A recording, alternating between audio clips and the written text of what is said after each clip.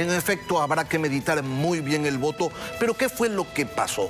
¿Qué orilló al gobierno a usar esta herramienta constitucional? Y sobre todo, ¿cómo va a cogobernar estos meses con la Corte Constitucional? El ministro Henry Cucalón ya está con nosotros. Buenos días, ministro. Bienvenido a Contacto Directo. Muy buenos días, Lenin. Muy buenos días, televidentes. Ministro, cuando usted asumió el cargo, dijo que su misión principal era la de establecer nexos con un legislativo que ya desde ese momento y antes amenazaban con ir por la cabeza del presidente. A la vuelta de pocos meses, el presidente disuelve la Asamblea y al mismo tiempo acorta a poco más de la mitad de su periodo de gobierno. ¿Qué pasó? Con el legislativo, con las diversas autoridades de las funciones del Estado, con la sociedad civil, con los ecuatorianos, a final de cuentas. Gran parte del legislativo, no todos, no pusieron de su parte. No comprenden el concepto de la unidad de propósitos, de hacer una convergencia en favor de los intereses del país. Y en este caso, por ejemplo, fundamentalmente por la estabilidad, la economía y la seguridad. Al final del día, ¿se consiguieron o no los votos? ¿O el margen era muy estrecho y no valía la pena correr ese riesgo? Los votos siempre se cuentan al final. He escuchado a algunos opositores, a algunos interpelantes y otros que balbucean que ellos mismos reconocían que no había votos para la institución. Pero ese es en el campo de los votos. Lo importante es lo que le interesa al país. Y lo que el presidente de la República ha tomado es una decisión de Estado en favor de los ecuatorianos. Y ya vamos a ir a eso, pero antes, ministro, ¿hubo legisladores que quisieron extorsionar al gobierno pidiendo plata y cargos? Jamás. Ok, no hubo ese intento de transacción entonces como se ha denunciado por parte de la oposición. Pero ¿quién denunció, por Dios? Lo importante, trabajar en función del país. Lo que le interesa es la estabilidad y en este caso, trabajar, resolver los problemas y irnos a las elecciones generales. Ayer el presidente de la República le dijo a CNN que disolvió la Asamblea para evitar que se desarrolle el plan macabro del correísmo de tomarse todas las instituciones del Estado, y lo dijo en con estas palabras. Escuchémoslo. Es precisamente para detener un plan donde primero venían por mí, luego por la fiscal, luego por el contralor, por el procurador y por más instituciones del Estado. Al haber disuelto la Asamblea Nacional, ha perdido efectividad este macabro plan.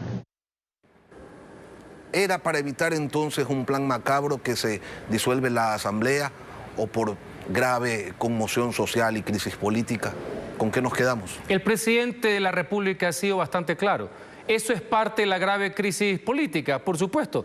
Hace al lado esos elementos, porque si usted se fija, el día domingo, las declaraciones de la nueva autoridad reelegida, no fue pues solamente decir que iba a hacer una gran concertación nacional, le dijo a quién le debía el puesto, y no de forma electiva, sino en absoluta dependencia y sumisión, como les gusta a ellos. Y parte de esa agenda de caos, porque no me vengan a decir que la izquierda se pasó un poquito a la derecha y la derecha se pasó un poquito a la izquierda, porque nunca escuché un programa económico legislativo, ni social de avanzada, ni progresista. Era una agenda en la línea de lo que ha señalado también el presidente de la República, y todos en el quehacer legislativo lo saben, porque eso es lo que los une, el caos, no el sentimiento de libertad y prosperidad.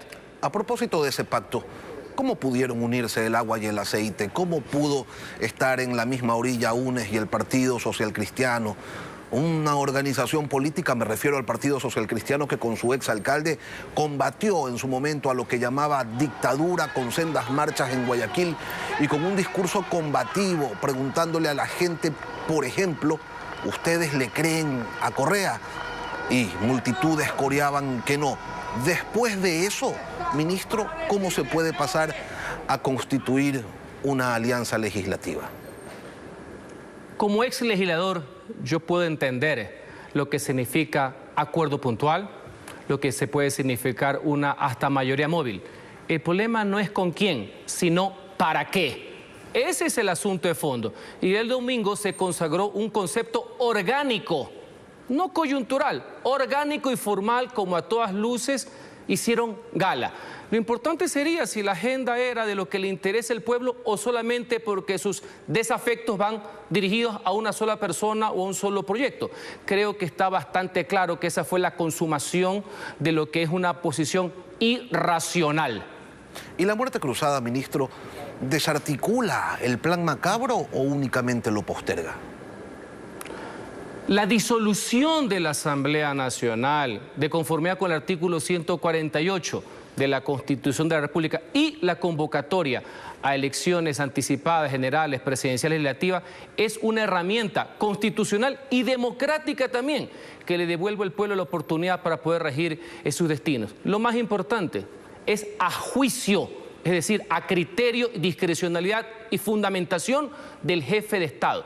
Todo el mundo podrá tener criterios diversos, son por demás respetables en democracia. Unos podrán decir que no hay crisis, han de decir que están de fiesta, pues algunos. Otros han de decir que están de acuerdo. Pero lo importante es que quien toma la decisión y la valoración es el primer mandatario, en este caso el presidente de la República, es a su juicio. Y esa es la fundamentación, básicamente para ir a esta nueva etapa que tiene periodos básicamente definidos y que para mí constituye una nueva oportunidad, tanto para el ejercicio del gobierno como para las renovaciones democráticas. Pero yo le pregunto sobre el plan que ha denunciado el presidente de la República, de una organización política, de tomarse todas las funciones del Estado.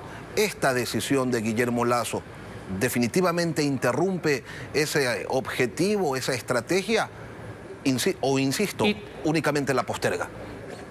Y te contesté, es parte de los elementos de la grave crisis política, obviamente, a todas luces relevante, es un elemento fundamental, no lo he dicho lo contrario, así está.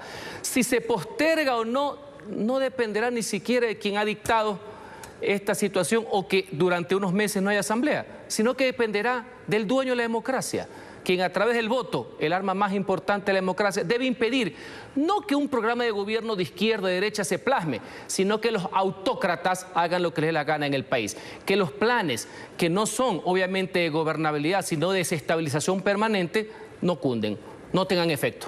Pero no pocos de los acólitos de ese plan que se encuentran en otras funciones del Estado, allí siguen. Simplemente se han ido los legisladores, pero por ejemplo en la Judicatura o en la Corte Nacional de Justicia, siguen allí actores fundamentales en el desarrollo de esa estrategia. Pero es obvio que momentáneamente se han quedado sin padrinos. Usted había dicho que los partidos tienen derecho a interponer demandas de inconstitucionalidad al decreto. ¿Ustedes lo ven como un mero trámite? ¿Qué expectativa tienen sobre el pronunciamiento que vendrá de la Corte Constitucional? En un Estado de Derecho, no solamente los partidos, no, cualquier ciudadano tiene el derecho a presentar los recursos sobre los actos que creen que no constituyen una situación favorable para ellos o que están reclamando o que presentan una oposición. Eso es lo normal, no hay por qué sorprenderse.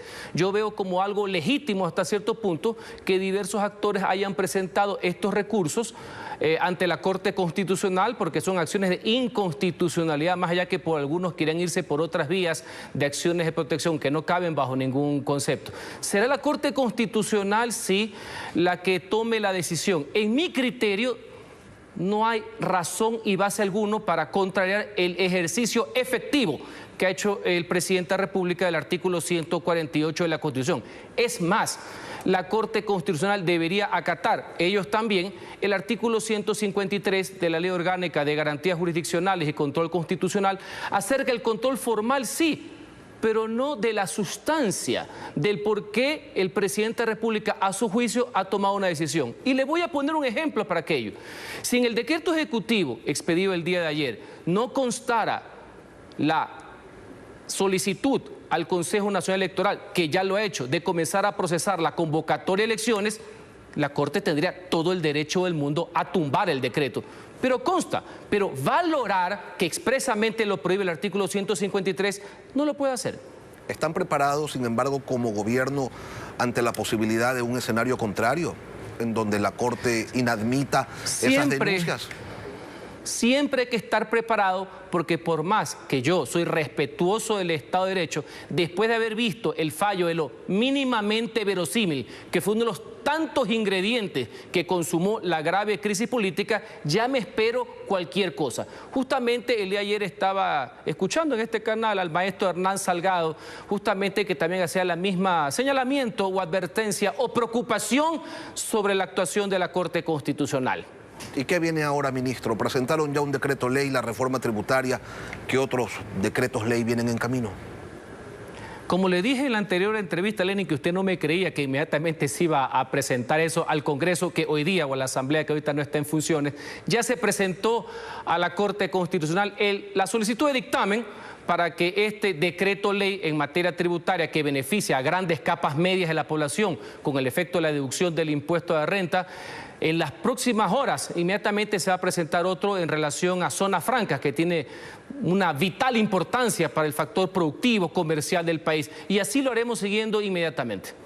Y luego, zonas francas, ok, reforma tributaria. Muchísimas. Recuerde que van a hacer mucho en materia económica. ¿Por qué, Lenin? Porque la misma Constitución que a algunos les fastidia y que solo la cogen cuando les conviene y no integralmente, porque recordemos que la Constitución y la ley funciona es para todos, no para algunos, establece que es solo en materias de económico urgente, o sea, son decretos leyes, no en otras materias. Así que sobre eso estará circunscrito en materia legislativa el accionar del gobierno, sin perjuicio que obviamente el Estado sigue funcionando, sigue habiendo decretos de ejecución de otras materias, reglamentos y fundamentalmente actos de gobierno, actos de Estado.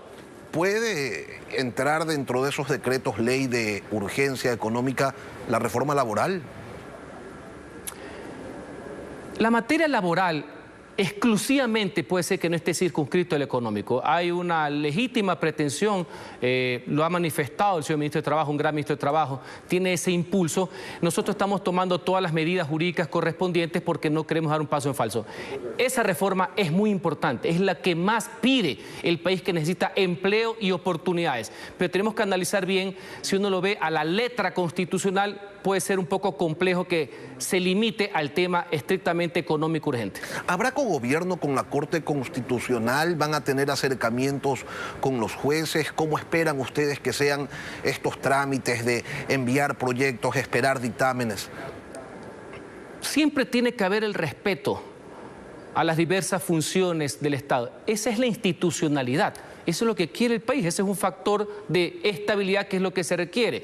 Así que formalmente habrá las relaciones que se requieren. Es un Estado en esta práctica de transición durante estos meses en que ellos tienen que observar o dictaminar materias específicas de carácter legislativo. De ahí el gobierno lo que tiene que hacer es seguir trabajando en función de los intereses generales y con un fuerte apego al tema de la seguridad ciudadana, que es la mayor preocupación que tiene el pueblo ecuatoriano. Ahora que ya no hay asamblea, ahora que ya no hay juicio político, ¿cuál va a ser su rol, ministro, en el gobierno?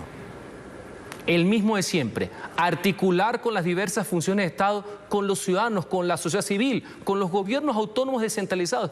Hay que seguir trabajando en función de los grandes intereses generales, no solamente en el aspecto legislativo. Ese es un aspecto importante, pero no lo es todo. El presidente no ha descartado que vaya a candidatizarse nuevamente. Con esa posibilidad, ¿usted, Henry Cucalón, está de acuerdo? Es una decisión que tendrá que tomar en su momento el presidente de la República, si opta o no por esa situación. Hoy nos encontramos a 24 horas de una nueva etapa del gobierno en donde se tiene que trabajar con más ahínco que nunca porque las demandas del pueblo ecuatoriano están más vivas que nunca también. Sí, claro, la decisión es del presidente, pero en el contexto de la muerte cruzada, eso equivale a llamar a un plebiscito. No tendría mucho sentido invocarla y salirse del juego. Es como organizar una fiesta y que el anfitrión no asista. Es un buen análisis. Debe ser, sin duda alguna, uno de los fundamentos o lógicas que debe asumir el jefe de Estado. Henry Cucalón, ministro de Gobierno, gracias por acompañarnos hoy aquí en Contacto Directo. Gracias, Lenin.